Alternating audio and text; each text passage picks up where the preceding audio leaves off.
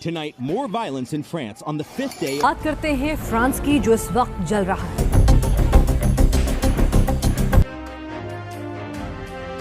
France इस वक्त दंगों की आग से लोग लगातार झुलस रहे हैं। नमस्कार दोस्तों, मेरा नाम परितोष है और आज हम बात करेंगे कि why is France burning. France क्यों जल रहा है आखिर। तो सबसे पहले हम बात कर लेते हैं कि फ्रांस की राजधानी क्या है। कैपिटल है पेरिस, यहाँ की मुद्रा है यूरो और यहाँ के राष्ट्रपति यानी कि प्रेसिडेंट है इमैनुअल मैक्रोन साहब। उससे पहले हम बात कर रहे थे कि फ्रांस की आबादी लगभग 6.5 करोड़ यानी कि 6 करोड़ 75 लाख के आसपास है, जिसमें से 5 करोड़ लोग श्वेत हैं यानी कि वाइट पीपल हैं और 60 लाख लोग उत्तरी अफ्रीका से आए हुए मूल निवासी हैं, जो कि कुल आबादी का लगभग 10% के आसपास बनता है। जाके 3.5% यानी कि 22 लाख लोग के आसपास जो हैं वो ब्लैक हैं। अब क्या है, ये आबादी के बारे में बताना इसलिए आपको ज़रूरी है क्योंकि अभी तक ये माना जाता था कि फ्रांस रेसिज्म नहीं देखता है, यानी कि काले गोरे का किसी भी तरीके का रंगों का भेद नहीं करता है। उनकी टीम में भी कई प्रकार के जो प्लेयर्स हैं वो इस्लाम धर्म को मानने वाले भी हैं, ब्लैक हैं और वाइट हैं। तो फ्रांस अब तक ये सोचता कहता था कि काले गोरे का भेद नहीं, हर दिल से हमारा रिश्ता है, परंतु लेकिन अभी हाल ही में हुआ ऐसी कुछ घटना जिससे यूएन ने भी ये कहा कि रेसिज्म को फ्रांस को नहीं देखना चाहिए, फ्रांस की पुलिस को। और उस पर तुर्की यानी कि तुर्की जो अब हो गया है, उसने 2019-20 में एक रिपोर्ट पब्लिश की और ये कहा लगभग 10% लोग के आसपास जो हैं वो फ्रांस में इस्लाम धर्म को मानने वाले हैं। अब हुआ क्या कि मेन मुद्दा आखिर ये फ्रांस में दंगे और फसाद, आगजनी ये होने क्यों लगी। दिक्कत, समस्या, प्रॉब्लम, तकलीफ ये हो गई कि फ्रांस में एक नाहिल नाम का युवक जो कि 17 वर्षीय था, वो ड्राइविंग कर रहा था। अब ड्राइविंग करते करते उसने पुलिस के चेक पॉइंट को इग्नोर कर दिया। पुलिस के चेक पॉइंट को जब इग्नोर किया तो पुलिस ने उसका पीछा किया। जब पीछा किया तो ड्राइविंग करते करते उसने स्पीड तेज कर दी। अब पुलिस ने देखा कि वो ब्लैक है और उसका पीछा किया। पीछा करने के बाद पुलिस ने काफ़ी जद्दोजहद की और उसके सीने में गोली उतार दी।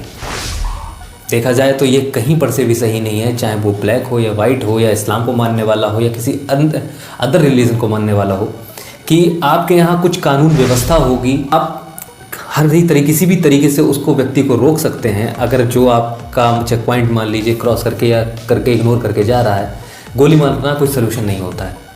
तो इसी बात पे क्या हुआ, जो 17 वर्षीय नाहिल था उसकी गोली लगने से मृत्यु हो गई, जबकि उसका कोई भी बैकग्राउंड इस तरीके का क्रिमिनल टाइप का नहीं था। कोई भी क्रिमिनल बैकग्राउंड नहीं था, कोई भी गैंगस्टर टाइप का नहीं था, कोई भी संदिग्ध व्यक्ति नहीं था जिस पर पुलिस ने इस तरीके से हमला किया और गोली में उसकी हत्या हो गई। जो नाहिल के घर वाले थे उन्हें शोक व्याप्त करना शुरू कर दिया, सोशल मीडिया के थ्रू कहना शुरू कर दिया। अब वहाँ की जो आम जनता थी, जो पीपल थे, बाहर से इमिग्रेंट थे, हालांकि नाहिल भी एक इमिग्रेंट परिवार से बिलोंग करता था, वो भी एक इमिग्रेंट था।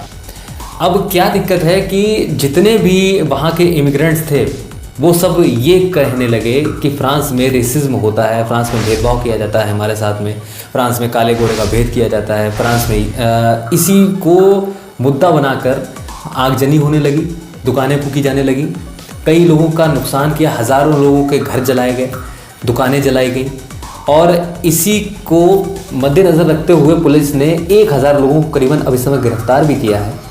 लेकिन क्या एक बात ये आ जाती है कि जिस समय आगजनी हुई, जिस समय भी समस्या उत्पन्न हुई, उस टाइम इमैनुअल मैक्रोन साहब जो कि प्रेसिडेंट हैं फ्रांस के, वो एक कॉन्सर्ट एंजॉय कर रहे थे। हालांकि कॉन्सर्ट एंजॉय करना गलत बात नहीं है, लेकिन अगर आप एक किसी देश प्रधानमंत्री हैं या राष्ट्रपति हैं तो आपका कर्तव्य बनता है कि आपका उस वक्त अपने देश के लिए समर्पित होना आवश्यक है। लेकिन यही गुस्सा लोगों का इमैनुअल मैक्रोन के ऊपर फूटने लगा। इमैनुअल मैक्रोन जो हैं वो अपना कॉन्सर्ट एंजॉय कर रहे थे, चाहते तो उस हालात को, सिचुएशन को कंट्रोल किया जा सकता था। और ये सच भी है कि पुलिस बल तैनात करके उस सिचुएशन को उस तरीके से हैंडल, ज़्यादा से ज़्यादा पुलिस को लगा कर तैनात करके उस सिचुएशन को हैंडल किया जा सकता था, परंतु नहीं किया गया। इसके बाद बीच में योगी आदित्यनाथ जी की भी बात उठने लगी। तो वहाँ के प्रोफेसर जो हैं उन्होंने ये कहा कि योगी आदित्यनाथ जो भारत में उत्तर प्रदेश के मुख्यमंत्री जी हैं, उनको फ्रांस की जिम्मेदारी दे दी जाए तो वो बड़ी अच्छी तरीके से, ट्विटर हैंडल पे उन्होंने अपने ये बाकायदा लिखा है और वो बहुत अच्छी तरीके से इसको, फ्रांस की सिचुएशन को हैंडल कर सकते हैं।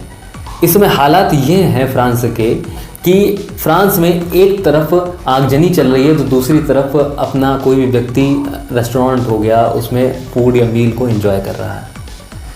हालांकि अब देखा जाए तो ब्लैक और वाइट के लिए यूएन ने, यानी कि यूनाइटेड नेशन ने भी फ्रांस को कड़े शब्दों में निंदा की है और ये कहा है कि फ्रांस की जो पुलिस है वो काले गोरे को देखकर कभी भी एक्शन ना ले, और एक्शन लेना गलत है उसका कि आप लगभग जो 5 करोड़ की जनसंख्या के आसपास है, वाइट पीपल को इतना कुछ नहीं कहते, और अगर ब्लैक के साथ कुछ भी इस तरीके का, अगर मान लीजिए अगर उसने क्रॉसिंग की भी, इग्नोर किया भी उस चीज़ को, तो आपने डायरेक्ट उसके ऊपर गोली मार दी। ये इसकी कड़े शब्दों में निंदा भी की जानी चाहिए, क्योंकि ये गलत है। कि पहली बात तो ये है कि आपको अपने लॉ एंड व्यवस्था को बहुत सुचारू रूप से और व्यवस्थित रखना चाहिए, सभी के लिए समान रूप से कार्य करना चाहिए। इमैनुअल मैक्रोन साहब का कहना है कि जो फ्रांस की जनता है वो दंगे इसलिए ज़्यादा कर रही है क्योंकि दंगे करने के पीछे उनकी मानसिकता जो है वो क्रूर हो चुकी है। यानी कि वो गेम खेल के, पबजी वीडियो गेम जो होते हैं, GTA, फ्री फायर खेल के उनकी मानसिकता क्रूर टाइप की हो गई है और वो उनके अंदर जो है डर निकल गया है एक तरीके का, जिस वजह से वो इस तरीके की हरकतें कर रहे हैं, क्रूरता दिखा रहे हैं और आगजनी फैला रहे हैं। तो ये इमैनुअल मैक्रोन साहब का बयान है। तो आपको इस बात पे क्या लगता है कमेंट बॉक्स में लिख के दीजिएगा। और एक क्वेश्चन है कि फ्रांस की क्रांति कब हुई थी, उस समय कौन शासक था? धन्यवाद।